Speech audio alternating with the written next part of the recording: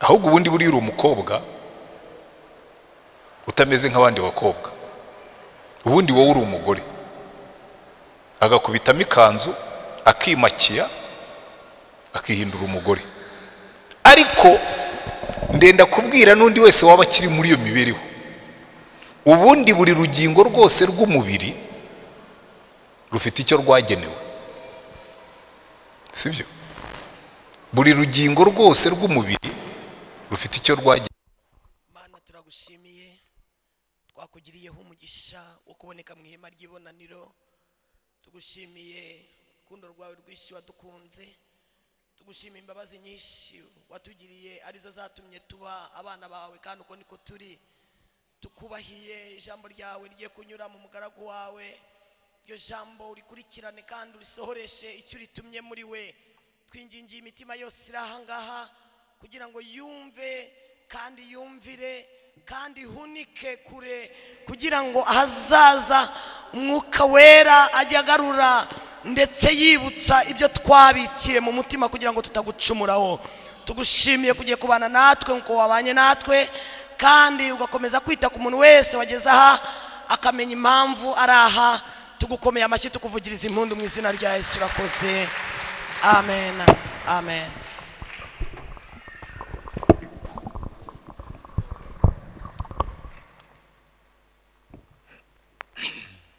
Amen.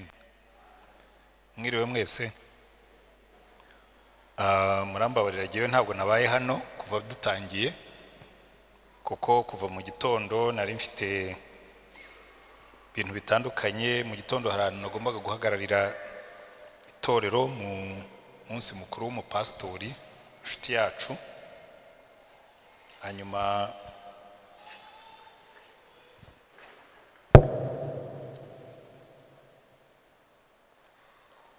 nyuma ya saa sita nabwo nari mfite ahandi hantu nagombaga kwigisha, ariko nkora uko nshoboye kugira ngo mboneke hano. Ubwo rero nzi neza ko narasi ibintu byinshi, kuko kumva ubuhamya bw'abantu Yesu yagiriye neza. Hari n'abartiste niko bambwiye, ngo hari n'indirimbo ubwo nyine narase, ariko nta kundi byagenda. Nabyo ndashima Imana yuko nshoboye kuboneka kuri uyu mwanya, kuko byaranashobokaga yuko ntaboneka, ariko ubwo niko Imana yabigenjeje.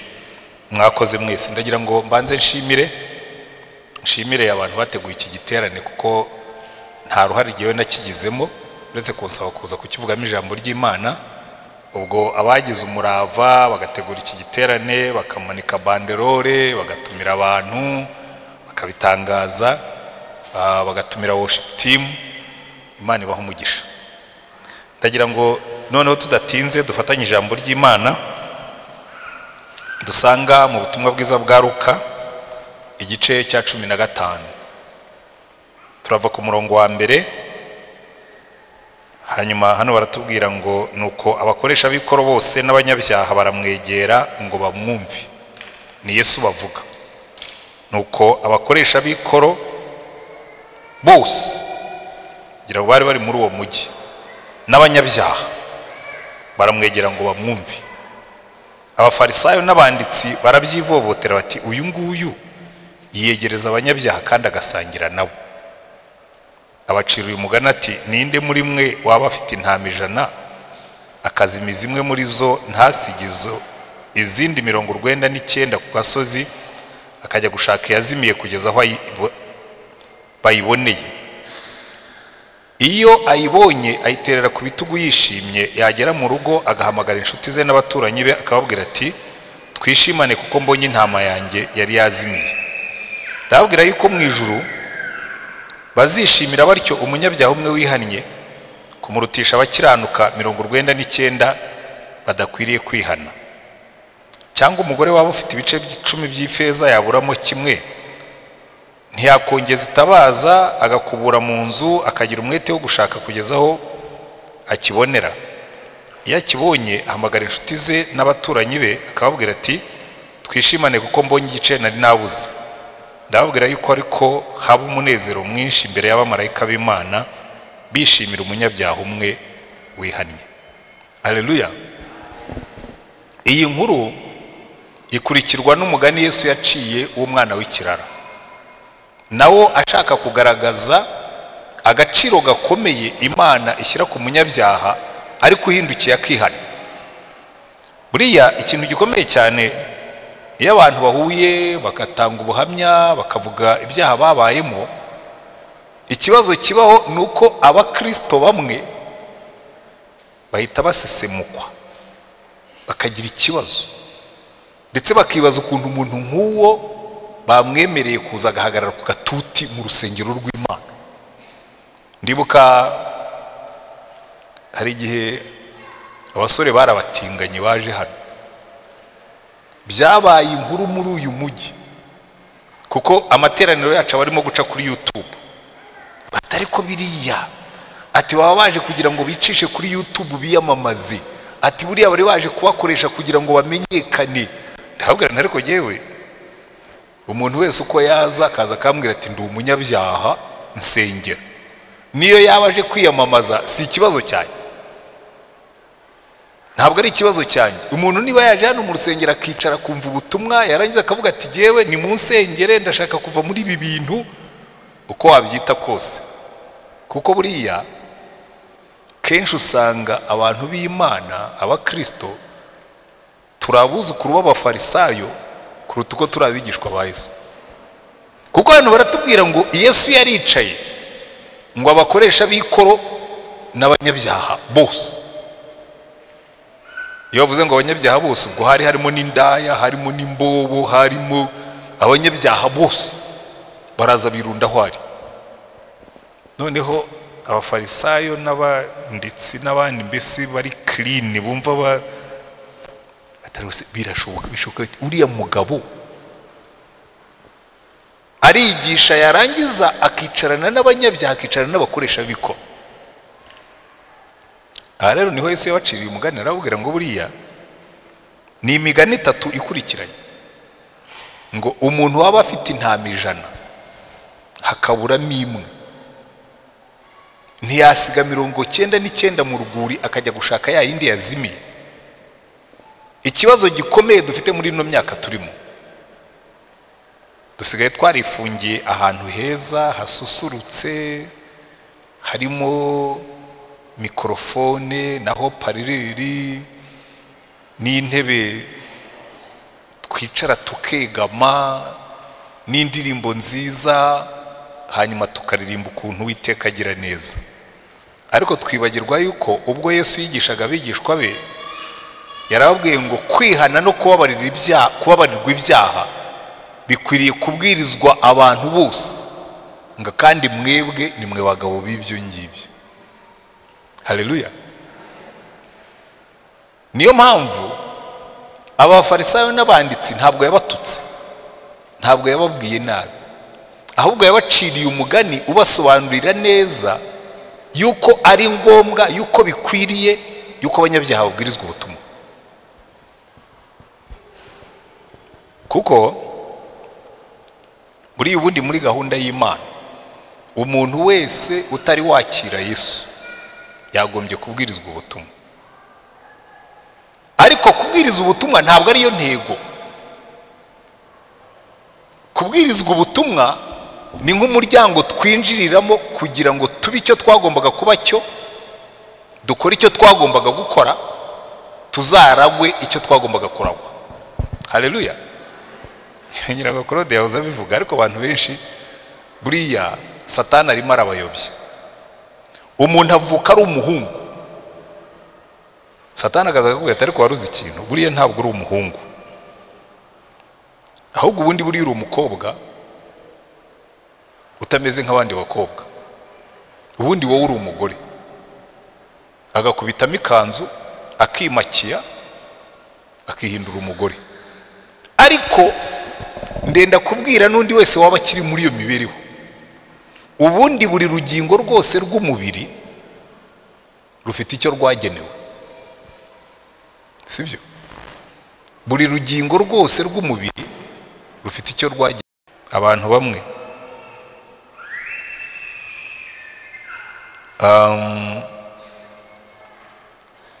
murongo wa 26 ngo nicyo cyatumye Imana ibarekera kurarikira ibyonona ndetse bigeze ubwo abagore babo bakoresha imibiri yabo uburyo bunyuranye n'ubwo yaremewe, kandi n'abagabo nuko bareka kugirira abagore iby'imibiri yabo yaremewe, bashyushywa no kurarikirana.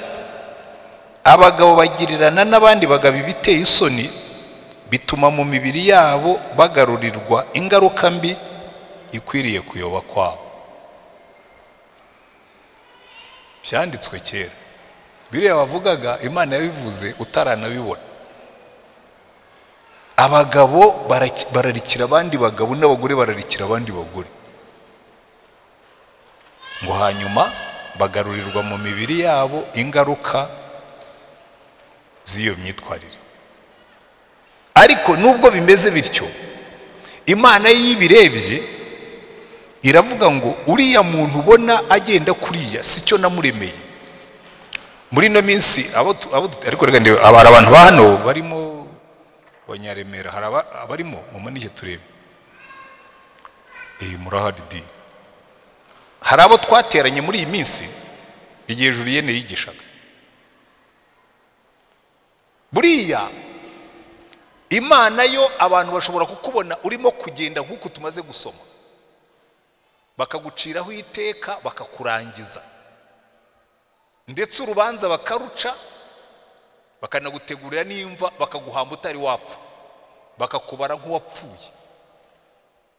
Ariko Imana ikavuga ngo ariko uriya muntu jewe murema sinamuremeye kugenda kuriye, kandi iyo mubona ndacyamubona mu isura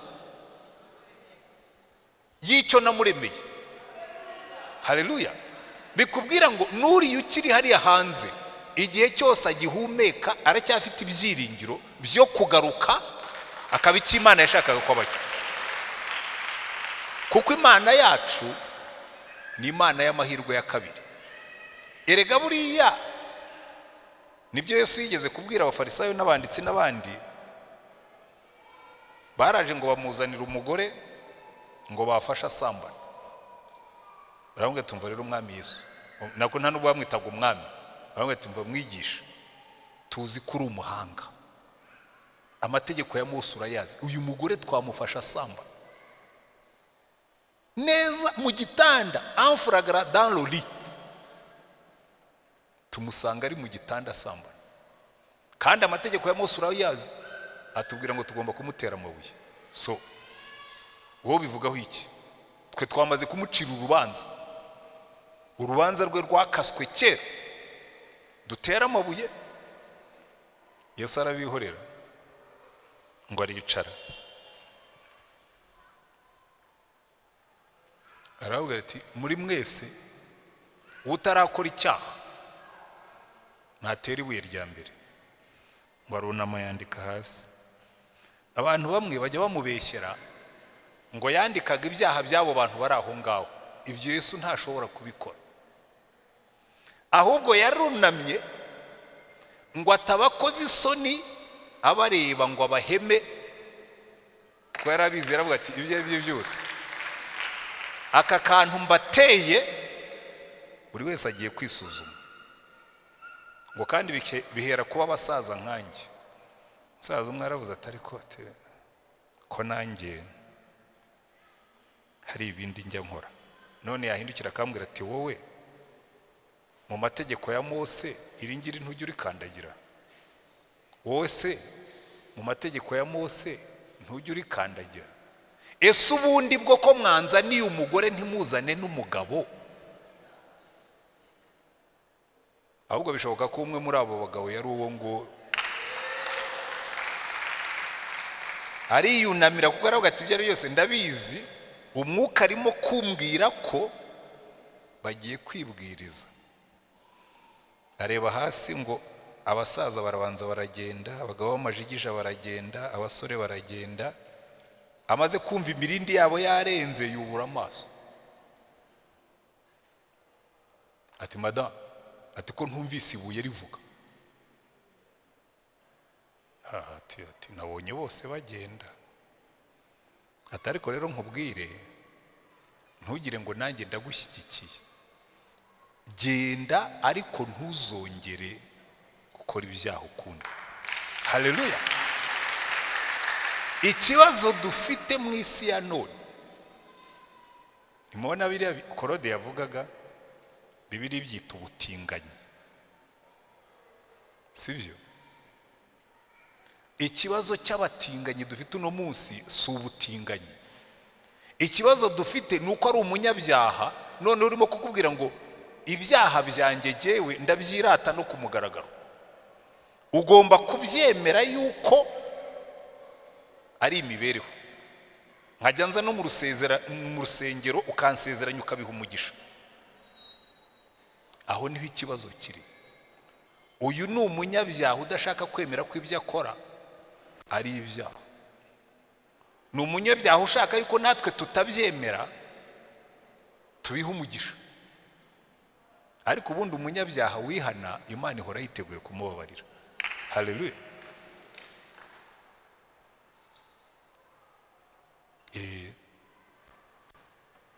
Uriya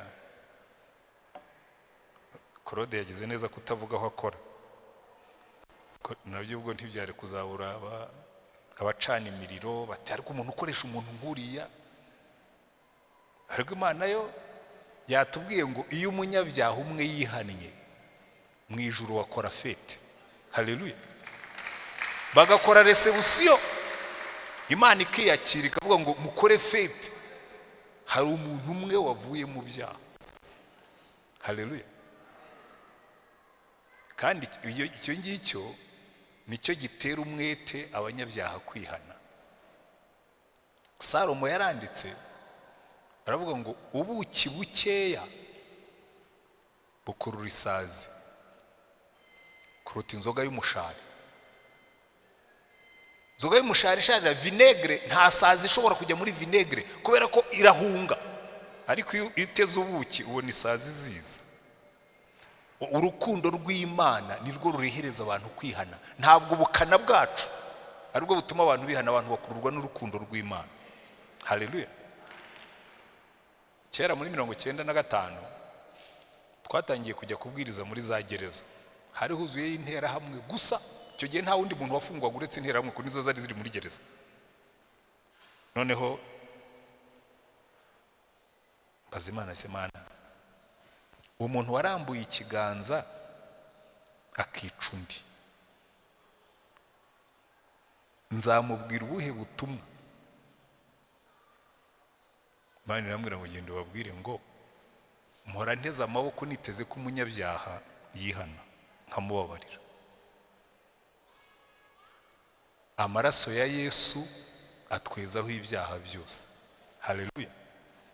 Noneho ndagenda ndibuka ubwa mbere nabwirije muri gereza iriya bitaga 1930 hariya hepfo ku Muhima. Imbere hari hicaye umugabo, n'ubu ndacyamwibuka yari yicaye imbere.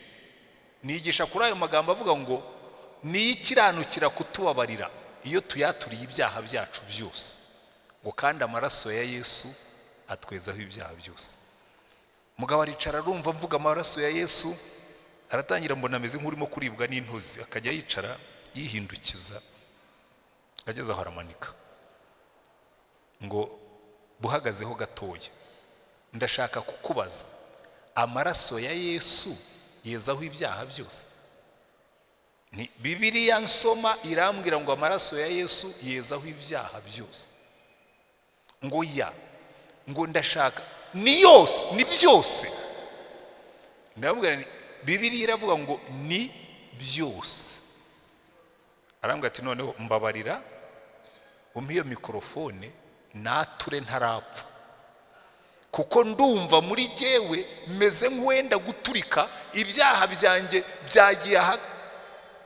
Ndabwira ninda umugabo yaravuze, aravuga abantu yishe, aravuga asubiramo abandi, aravuga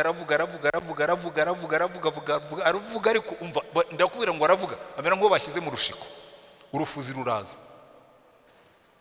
Arangije ngo ngo nibashaka bandase, ngo ndumva nduhutse.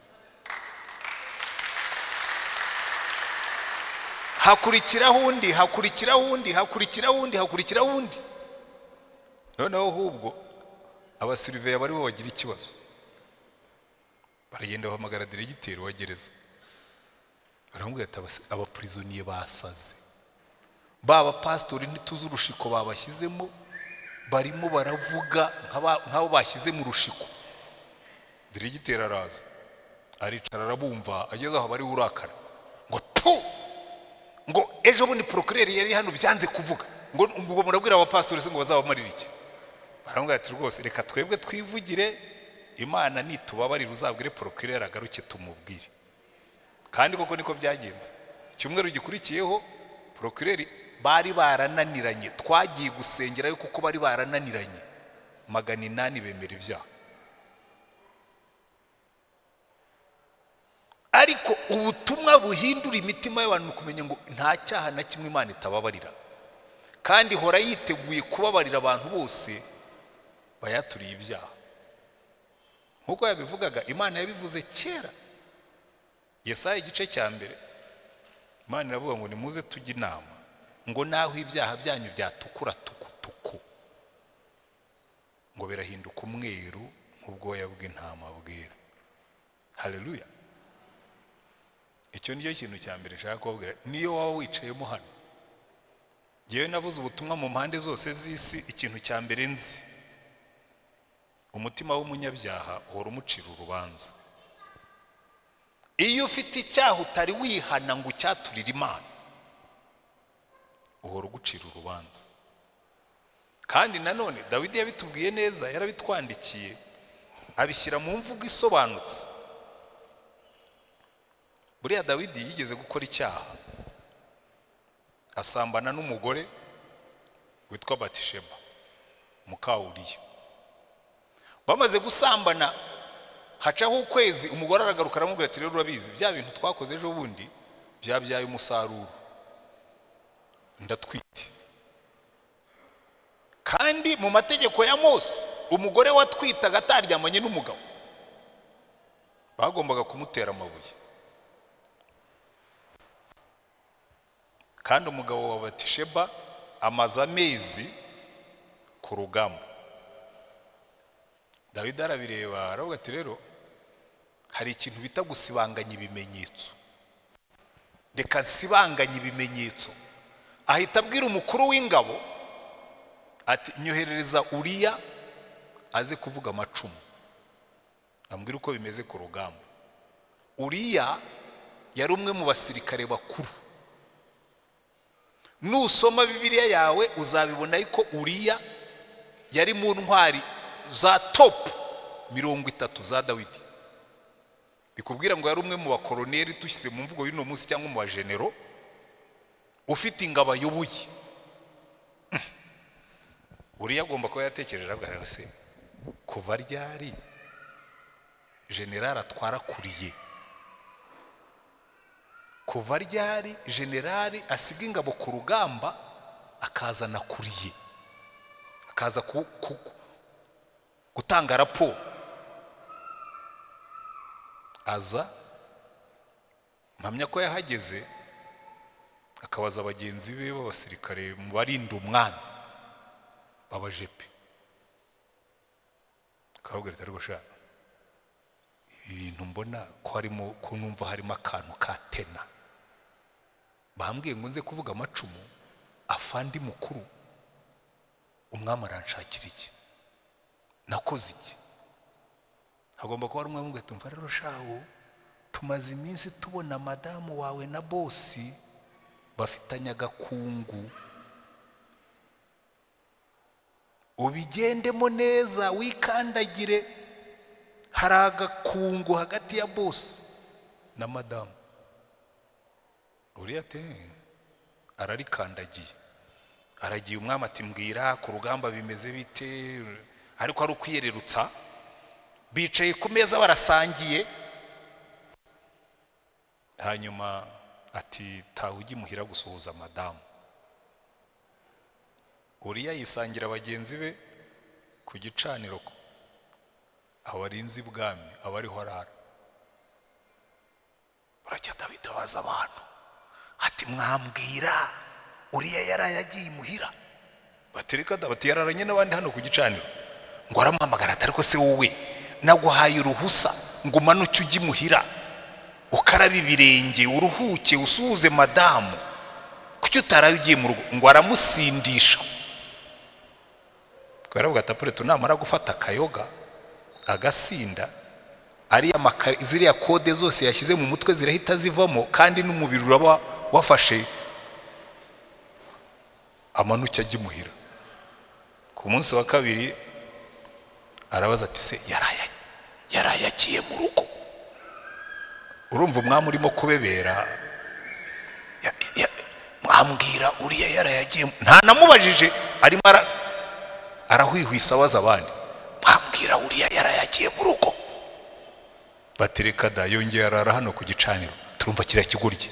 Noneho agira umujinya, yandika ibaruwa ayohereza umukuru w'ingabo Yowabu. Aramubwira ati uriya ureba ahantu hari abasirikare bakomeye aba ariho umushyira, kandi nurangiza umutererane kugeza igihe apfa. Erega burya ntabwo uriya yapfuye wenyine, burya kugira ngo afande ajye gupfa abasirikare baba bashize. Baragenda bararwana, amwima ramforu kugeza igihe yapfiriye. Arangije yandika ibaruwa ayiha umusirikare muto, atugende wikandagire shaho ubwira umwami ngo bateye iraba, hanyuma abantu bapfuye. Kuko Dawidi ubundi ntiyajyaga yemera ko abasirikare be bapfa. Uwatwaraga abasirikare bagapfa mu buryo bw'uburangare yarabihanirwaga. Arangwa ati kandi nubona arakaye umubwire ngo erega na uriya umugaragu wawe yarapfuye.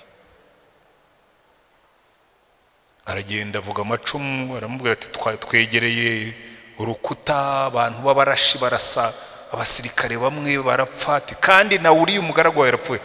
Dawidi ngo byihorere, ngo inkota iry'umwe uyu munsi ngo ejo ikarya undi, ngo niko bisanzwe bimeze. Imana iravuga ati no, ntabwo ariko bisanzwe bimeze, iki ni icyaha wakoze. Ariko Dawidi yatugiriye neza, yandika uburyo umunyabyaha yumva ameze iyo abundikiye icyaha.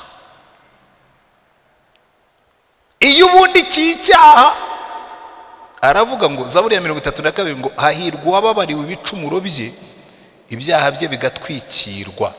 Hahirwa umuntu witeka atabaraho gukiranirwa, umutima we ntube mu buriganya. Ngicecetse cya gihe nari imbundikiye icyaha, cya gihe nari ndimo gusibanganya ibimenyetso, ngicecetse amagufwa yanjye ashajishwa no kuniha kwanjye umunsi ukira, kuko ukuboko kwawe ku manywa na nijoro kwandemereraga, ibyuya byanjye bigahinduka nk'amapfa y'umuki. Kabura ibitotsi. Nigeze kujya kubwiriza muri gereza imwe, harimo umugabo akajya yicara akivugisha, wakaraseka, uraseka iki se? Sinakwishe. Narabaza uriya mugabo, baramubwira ati rero uriya yarahahamutse, yishe umwana w'umuturanyi, ngo bari baturanye n'umugabo buzuraga. Ako kana rero kakamukunda cyane. Noneho baje kwica iwabo nawe azamo. Ka kana kamubonye kagira ngo nibisanzwe, kagenda kirukanka gaseka, gateza amaboko agakubita impiri karapfa. Ishusho yako yanga kumuvamo. Dawidi agatubwira ngo ngicecetse. Bambe sinzi niba nyuma yarakijijwe wenda bikamushiramo, ariko burya iyo ubundikiye icyaha kikubuza amahoro. Iyo ubundikiye icyaha kikubuza guhumeka. Niyo mpamvu uzabona abajya mu byaha bose babanza bakanywa amayoga, bakanywa urumogi, kugira ngo bacecekeshe uwo mutima ubacira urubanza. Ariko icyaha cyose kibuza amahoro. Niyo mpamvu Imana ivuga ngo nta mahoro y'abanyabyaha, ni kuwiteka avuga. Inshuro 3 muri Yesaya Imana ivuga ngo nta mahoro y'abanyabyaha, ni kuwiteka Imana yanjye ivuga. Ibice 3 byo muri Yesaya abisubiramo ngo nta mahoro y'abanyabyaha, ni kuwiteka Imana ivuga. Ariko igahindukira igahamagara umunyabyaha wese ikamubwira ngo noneho niba wumva ubuza amahoro, kama kandi uzukuri. Ntabwo ikubwira ngo banze witunganye, twebwe tubwira abantu ngo banze ube mwiza tubone kukwakira. Imana ikavuga ngo ya ntabwo uzabanza ngo ube mwiza mbone kukwakira, ubwo ngo uzukuri nimara kukwakira uraba mwiza. Haleluya. Kuko wa mwana w'ikirara batubwira muri Bibiliya, haleluya, ntabwo yabanje kwiyuhagira. We yaricaye araza abwira se, turabizi, kora nkaho utakiriho, ukore nkaho ugiye gupfa, umpe umurage wanjye. Ubundi umwana asaba umurage we habaye ibintu bibiri. Asaba umurage we kuko agiye kurongora bakamuremera, ariko nabwo si utegeka se ngo mpa umunani. Umubyeyi arakuremera, aragushyingira, yamara kugushyingira akavuga ati mwana wanjye, ubwo wubatse urwawe rugo ndakuremeye, dore umunani wawe. Ariko ni amahitamo, ni icyemezo gifatwa n'umubyeyi. Umwana si ubi, ntabwo abiregera, ntabwo abihatira. Haleluya. Ahandi ha kabiri usaba umurage niyo umubyeyi yapfuye cyangwa agiye gupfa, ukavuga ngo ubwo ugiye gupfa si gutugabanije imitungo uduha imirage. Rero bikubwira ngo uyu mwana ni nkaho yabwiye se ngo kubwanjye nkora nkaho utakiriho, kora nk'uwapfuye cyangwa nk'ugiye gupfa, umuha wanjye mugabane. Abantu benshi niko babaho, babwira Imana ngo Mana tugiye kubaho nkaho utariho, tugiye kubaho nkaho utariho, ibyo wanga tuzajya tubikora utureba kuko tukubara nk'utariho. Kandi bimbabwire, uyu niwo muti mvuza abantu bose. Erega burya ibyaha byagaragaye, n'ubundi umujura wafashwe niwe witwa umujura. Ubu naho hari abajura bashobora kuba bicayemo baje kwibira amatelefone cyangwa gukora mu masakoshi, bajya baza, ariko iyo atarafatwa ntabwo aba ari umujura. Ariko still Imana ivuga ngo urimo urabundabunda ariko uri umujura ndakureba, sibyo? Buriya rero abantu benshi Imana bayifashe nk'itariho. Mbibereke, iyo umuntu aje iwanjye akambwira ati hari za karande zananiranye, muri no minsi hari ikintu cyitwa karande, cyo kiraca ibintu. Umuntu araza ati mfite karande y'ubusambanyi, kandi ubwo ni umurokore ufite karande y'ubusambanyi. Jya uvuga ngo ndi umusambanyi, ushyireho akadomo karande uyivaneho, kuko ubundi ku bw'akavukire yacu twese twaba abasambanyi. Urazabwira ko badasambana nuko twebwe tuba tutabibona. Nanjye amaso yanjye arabona, abagore ndababona ko ari beza pe, nubwo nshaje. Ahubwo iyo ushaje nibwo ubabona neza, kuko burya kuko ubu umaze imyaka ureba uzi gutoranya nyine. Ni iki gituma ntasambana? Ntabwo ari ukubera ko ubushobozi bwashize. Iyo nashaje n'uburyo buba bwaramaze kuboneka. Ikimbuza ni iki? N'amaso y'Uwiteka. So ntuzambwire ngo ufite karande, nta karande y'ubusambanyi waho, habaho ubusambanyi point. Kuko reka nkwereke ibyo muba mumbwira, impamvu mbabwira ngo ntabwo ari byo. N'ufite karande zingana zite zikubye inshuro 1000, nta muntu ndabona asambanira ku muhanda aho abantu bamureba. Hari uwo mwari mwabona? None se niba Imana utarayifashe nk'iyapfuye, niba Imana utarayifashe nk'igiti, niba Imana yawe itameze nk'iyizinduka, usambana uti guhagaze hejuru uri kureba? Halo? Hari ikintu kimwe tugomba gusobanukirwa, ibyo uriya mwana w'ikirara yakoze nibyo abanyabyaha bose bakora. Imana bayifata nk'iyarangije gupfa, bayifata nk'itariho. Ukabaho ubuzima bwawe nta Mana igutegeka, ukabaho ubuzima bwawe nkaho Imana idahari, ukabeshya Imana ikumva, ukagambana Imana ikumva, ukiba Imana ikureba, ugasambana Imana iguhagaze hejuru. Ubenze nka mwana w'ikirara bwese ngo kora nkaho wapfuye, umpa umugabane wanjye. murankurikira?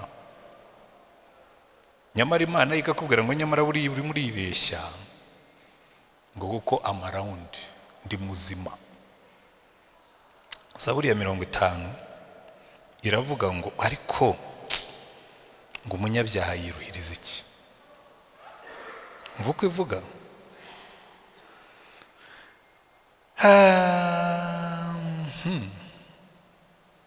murongo wa 16, ariko umunyabyaha Imana iramubaza iti wiruhiriza iki kuvuga amategeko yanjye? Uyu rero niwe munyabyaha mubi kuruta na wa wundi wigiriye mu byaha, Imana akayifata nk'itariho. Kuko hari umunyabyaha wameshe kamwe, ntakiza gusenga. Numvise ejo bundi abanyamakuru bancanaho umuriro ngo ariko ngo statistique ngo zagaragaje yuko ngo umubare w'abatemera Imana w'abatagira amadini ngo wiyongereye. Ni bangahe? Ngo ni 3%, ntabo gusa. Ntabandi se bo nabaki? Bo bari bazi ko nyine ngiye kubabwira ngo ibyo bintu biteye ubwoba, ngo ibyo ndababwira ntigiye nkurikije ibyo nzi. Abo ni abanyakuri. Abanyabinyoma nibo benshi. Uzuka mubaza utari ko idini yawe ni ati ndo mugaturika. Uheruka ryari mu kiliziya? Niba aricyo bajyaga bababaza. 3 bya 4 by'abantu uheruka ryari mu kiliziya? Ati sinibuka. Wowe uri umuki? Ndi umwangilikani. Uheruka ryari mu rusengero? Ntabwo mbizi. Hari abanyabyaha badashaka kwemera ko ari abanyabyaha, ndetse bo baranasenga. Abo ngabo niwe nawe ntibaza no harimo nabaza bakicara hano. Abo rero niba Imana ibwira ngo ariko ngo nkawe wiruhiriza iki? Ngo umunyabyaha Imana iramubaza wiruhiriza iki kuvuga amategeko yanjye? Ugashyira isezerano ryanjye mu kanwa kawe, ubwo uri inyanga guhanwa, ukirenza amagambo yanjye. Ukubonye umujura wishimira kubana nawe. Halo, iki gihugu habamo abajura b'ubwoko bwose. Harimo abajura biba mu mifuka, hari n'abiba muri banki. Kandi buri urebe ikibazo cy'umujura, iyo ufite umutima w'umujura ntiwige amashuri, uvamo umujura wiba ukora mu mufuka cyangwa umena inzu. Iyo wize amashuri ukabona doktora, uvamo umujura wiba amamiliyari. Niba washoboraga kwiba ikarito iri mu ikamyo, wowe wiba ikamyo ukanayitwarana n'umushoferi wayo, nizizakurikiraho nazo ukaziba. Uriba ukiba umuhanda, babwira ngo tuzakora umuhanda ungana gutya ureshya gutya, umuhanda ukawugushura no hirya ukawugushura no hejuru ukawukata bakawushyiraho, ariko uri umujura. Kuko uri umujura wize kwiba, kuko ufite umutima w'umujura. Ariko warangiza ukaza ugasenga ukanatangamo n'icyacumi, Imana ikavuga ngo se nk'umujura nk'uyu nguyu yiruhiriza iki kuza kuvuga amategeko yanjye n'amasezerano yanjye? Ngo hari ibyo Imana yadusezeranije, haleluya, hari ibyo Imana yamvuzeho, haleluya. Ibyo Imana yakuvuzeho mu ijuru barimo baravuza induru, ku isi tugukomera amashyi, kwiyamamatsa. Imana ikavuga ngo ushyira isezerano ryanjye mu kanwa kawe, ubwo uri inyanga guhanwa, ukirenza amagambo yanyu. Ukubonye umujura wishimira kubana nawe, ugafatana n'abasambanyi. Ushyira ibibi mu kanwa kawe, ururimi rwawe rukamure mu buriganya. Wicara uvuga nabi mwene so, ukabeshyira mwene nyoko. Ibyo urabikora nka kwihorera, ukibwira yuko mpwanye nawe, ariko nzaguhana mbishyira imbere y'amaso yawe uko bikurikirana. Abo ni abanyabyaha kategori isenga. Abanyabyaha basenga, Imana ikababwira ngo ariko mwiruhiriza iki? Ariko baba ari abo basenga, baba n'abadasenga, bose Imana irahindukira ikavuga ngo icyatumye Yesu aza mu isi, Imana yakunze abari mu isi cyane, itanga umwana wayo w'ikine. Uriya mwana w'ikirara ngo yaragiye araheza, ubukire bumaze gushira, ngo shaka n'uwamugaburira aramubura. Buriya ikintu kijya kimbabaza ku banyabyaha bose, ntubona nibi barimo kuvuga by'ubutinganyi ntawe uzi iherezo ryabyo, kuko nta n'umwe urabisaziramo ngo tumenye uko basaza. Abantu baracyakururwa n'amafaranga yabyo, ariko ntawe uzi iherezo ryabyo, kuko burya indaya zose zisaza kimwe. Hari umugore umwe utunzwe na bene iyo myuga, nari ndimo kumuganira n'abajene bamwe, barambwira ati ariko ko twumva umufitiye impuhwe nyinshi. Nabwo nibura yagiye umutima wanjye, kubera ko ndi umuvugabutumwa ukunda abanyabyaha. Nticyakora wazamumpa nkamutega iminsi, nkabwira ngo urabizi di, nubona umaze kuba indaya ishaje itakigira abakiriya, uzibuke ko Yesu we atajya duhararuka, uzamuhindukirire. Uzibuke ko numara kuba indaya ishaje nta mugabo ukikureba, usigaye wicara ukigunga kuko nta nushaka no kwibuka kubaho. Uzibuke ko Yesu we abizi kandi akigukunda, akigutegeye amaboko. Haleluya.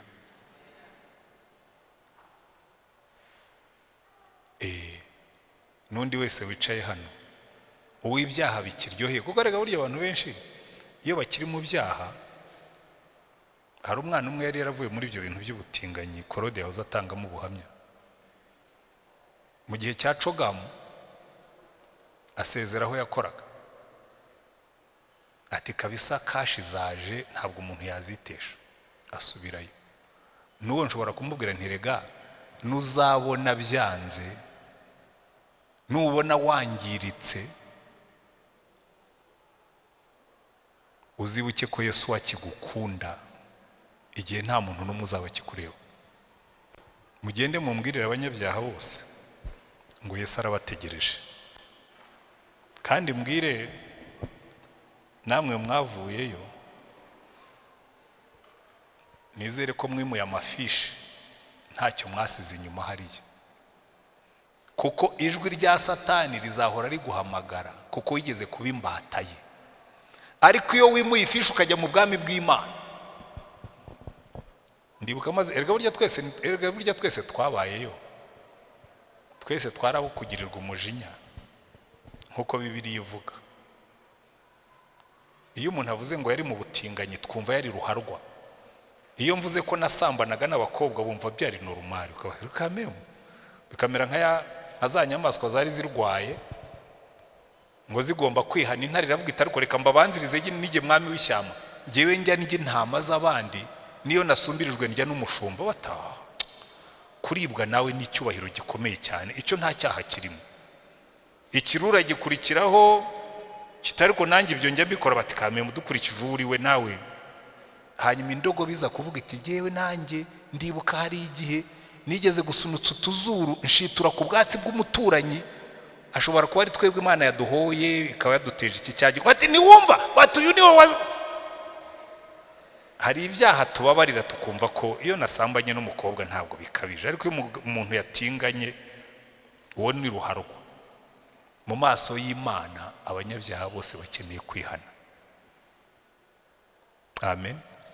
Mu maso y'Imana abanyabyaha bose n'abanyabyaha, nta cyaha gisumba ubundi mu bunini mu maso y'Imana. Ibyaha bisumba ubundi mu muco wacu, kuko biriya bitari umuco wacu tubiciraho urubanza twihanukiriye, ariko ibyaha byose bigomba kwihana. Reka mbwire buri muntu wese ubuza amahoro kubera ibyaha bye ngo uyu ni wo munsi wo kubabarirwa, uyu ni wo munsi wo kwihana, kuko Yesu arakicaye ku ntebe y'imbabazi ategereje ko abanyabyaha bihana. Umwana w'ikirara yaragarutse avuye kuragira ingurube, inzara zikirimo amase y'ingurube, intoki zikifite ibimenyetso by'uko yaragiraga ingurube, imyenda yose, kuko niba umuntu ataramuhaga ibyo kurya, ndahamya ko atanamuhaga n'aho aba, yaryamanaga nazo, akarara zirinze nijoro akaziragira ku manywa kandi ntibamuhe ibyo kurya, ngo akajya yifuza uwamuha n'iby'ingurube zaryaga. Ageze aho ngo yisubiramo, ngo he came back to his senses, yisubiramo arisuzuma, aravuga ngo ariko ubu buzima mbayeho nta munezero burimo kumpa.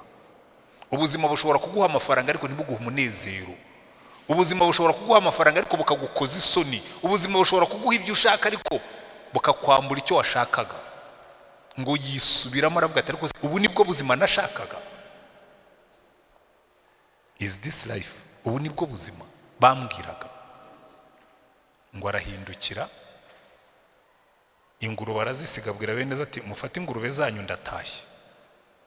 Ngo agenda uko yakabaye, ntabwo watubwira ko yabanje kwiyogoshesha, ntabwo watubwira ko yabanje gukaraba, ntabwo watubwira ko yabanje gushaka parufe zo kwitera. Agenda uko yakabaye n'umwuka w'ingurube. Ngo muzehe amubonye aturuka kuravuga ati uriya n'umwana wanjye aratashye. Ngo agenda yirukanka, umwana genge ntekereza impamvu umusaza yagiye yirukanka. Uriya mwana agomba kuba yarageze hafi y'iwabo agatangira gukurura amaguru. Ariko se ndatinyuka njye imbere ya muzehe, agahagarara akongera ata ndagiye bibuko byakabaye. Ariko yagera imbere undi mutima ukamubwira uti uragiye koko, agahagarara. Muzehe aramurebaza aravuga turiya mwana nintamufatirana ashobora guhindukira agasubirayo. Noneho muzehe washyira bugeri ariruka, aragenda aramuhobera. Umwana aravuga ati rwose ntabwo, ati ibyo by'imbabazi bubyihoreye, ngwino tugende mu rugo. Ngo amukoreshereze umunsi mukuru, ngo amwambike ikanzu, ngo amwambika n'inkweto. Ariko ndahamya ntashidikanya uwo munsi mukuru bawukoze uwo mwana bataranamwogosha. Ariko buriya baramuretse araryama arasinzira. Bukeye Yesu aramubwira tumva rero peti, izo nzara nk'izo ngizo bakujyane muri saro bakogosha umusatsi bamareho, izo nda zose zijyane n'uwo musatsi, izo nzara bagukorere pedicure na manicure, nibarangiza bagutere parufe, uyu muntu ukushire hano, iyo myenda uvanye mu ngurube bayitwike, bakugurira imyenda mishya, utangire ubuzima bushya. Haleluya. Ikibazo n'umuntu uva mu byaha agashaka gukomeza kwambara imyenda yo mu ngurube. Imana iravuga ngo ya nimwiyuhagire, mwiyeze, mwiboneze. Haleluya. Ariko nimurangiza mujye kumbwirira abandi ngo Yesu aracyabategereje kandi ntarambirwa. Muri Petero 2 yaranditse aravuga ngo rega, ngo bamwe bajya bibeshya ngo Imana ngo itinza amasezerano yayo. Ngo ya, ngo ntabwo itinza amasezerano yayo, ngo ahubwo itwihanganira, idashaka ko hagira n'umurimbuka. Haleluya. Reka ngarukiriza aha ngaha, ariko mbwira bihannye ngo ube wari mu ifishi ntuzasubireyo. Nicyo waba warasizeyo cyose ukirekereyo. Niba hari uwagusigayemo umwenda uwumubabarire, ariko ntuzasubireyo. Na nimero zaho uzazisibe, abakiriya bawe bose uzabadeleting, na telefone zabo uzibloke. Ubabwire ngo iyo bampamagaye, nkunda Paul harana avuga ngo nta kindi nzira uretse umusaraba wa Kristo, ngo watumye iby'isi bimerera nk'ibibambwe ariko nanjye nkabimerera nk'ubambwe. Haleluya. Urabizi hari ibihugu bimwe na bimwe bikubita intumbi, iyo umugabo yapfuye baha inkono umugore, genda uyikubite, yiha gupfa akagusiga. Ariko buryo iyo wapfuye niyo bagukubita. Satani araza agahamagara ati yewe kashi zabonetse hano, use kurodi nta kutarimo kuza, ukabona ntubuja, uri muzima, utoya narapfuye. Iby'isi byambereye nk'ibibambwe, nanjye iyo bihamagaye bisanga narabambwe. Haleluya. Maze gukizwa abasore twajyaga dufatanya mu byaha baje kunsura, kuko narabandikiye bose ndababwira ngo kwisha ntasezeye. Azanura ati uri muzima ubu pe, uragiye ubu ngubu ugiye kwiyahura muri ibi bintu by'uburokore, inkumi zizajya zicaho zibone zigenda nk'umusaza. Noneho umwe arambwira ngo rero ngo turakubara nk'uwapfuye. Ni praise God, Imana ishimwe, uvuze ukuri. Antoine mwajyaga mujyana mu byaha yarapfuye, ubu hari undi muzima utakijyayo. Uzi wese ko yavuye mu byaha yimuri fishe kandi ntuzasubireyo. Ariko niba wicayemo hano ukiriyo, kandi iyo mvuze mu byaha simvuga ibingibi baduhagaho ubuhamya gusa, erega hari n'ibindi byaha. Ntabwo ibyaha bigarukira ku cyaha kimwe. Umunyabyaha wese akeneye kumenya ko Yesu ababarira kandi amutegereje. Kandi niba wicayemo hano umutima wawe ukaba urimo kugucira urubanza, kandi umwuka w'Imana akubwira ngo uyu ni wo munsi wo gukizwa, uyu ni munsi wo guhinduka, uzamura ikiganza aho uri dusenga Imana ndangize kwigisha. Niba wumvise umwuka w'Imana avugana nawe, haba mu gihe cy'indirimbo, haba mu gihe cy'ubuhamya, haba mu gihe cy'inyigisho, uzamura ikiganza ubwira Imana ngo Mana mukiza numvise ijwi ryawe ry'imbabazi